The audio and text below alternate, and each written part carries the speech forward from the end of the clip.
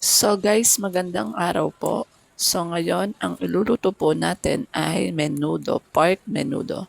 So ayan guys, bali nagtuklap na po ako dyan ng carrots. Inuna po natin siyang tulapan.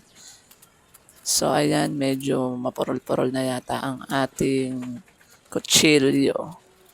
So pero mas okay na to kasi medyo maliit-liit ang kutsilyo natin. Unlike dun sa kutsilyong ginagamit ko dati na masyadong malaki.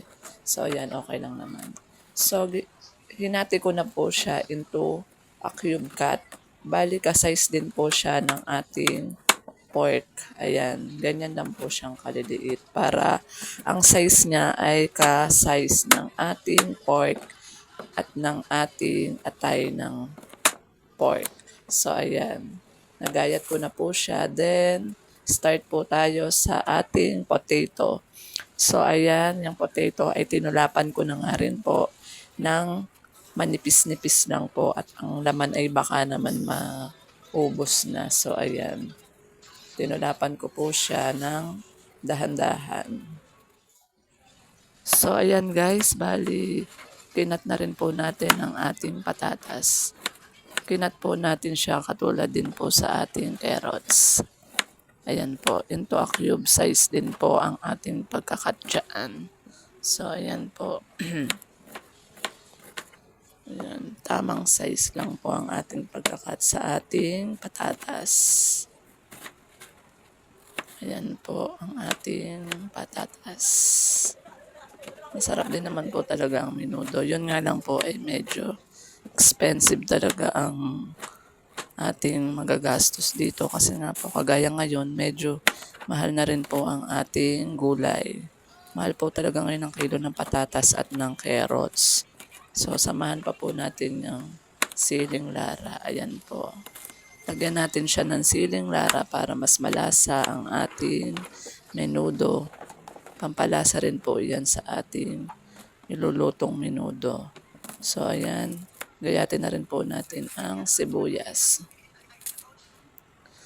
Ayan. Ayan, medyo na iiyak-iyak ako sa sibuyas dahil masakit talaga siya sa mata. Ayan, tuklapin lang po natin siya unti-unti. Ayan. Ikat pong muli natin ang ating sibuyas. So ngayon, ang atin naman bawang. Ayan, pitpitin natin ang bawang at atin po siyang gayatin sa maliliit na parte. Ayan. So, yan lang po guys. So, here's the ingredients. Potato, carrots, sile, bawang sibuyas,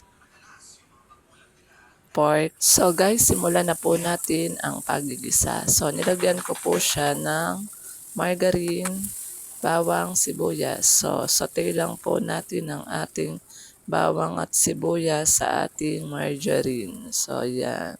So, then add the pork and liver. So, ayan. Mix-mix lang po natin siya. Then, add patis. So, ayan. Halo-halo po uli natin para maluto po siya ng maayos. So, nang medyo malambot na po ang ating pork, nilagay ko na po dyan ang ating tomato sauce. Ayan, nilagay ko na rin po dyan ng potato, carrots, at yung ating siling lara, yung ating bell pepper. So, ayan, nilagay ko na po siya. Then, nag-add po ako dyan ng betchin. Yan po ay pampalasa din po sa ating lulutuin.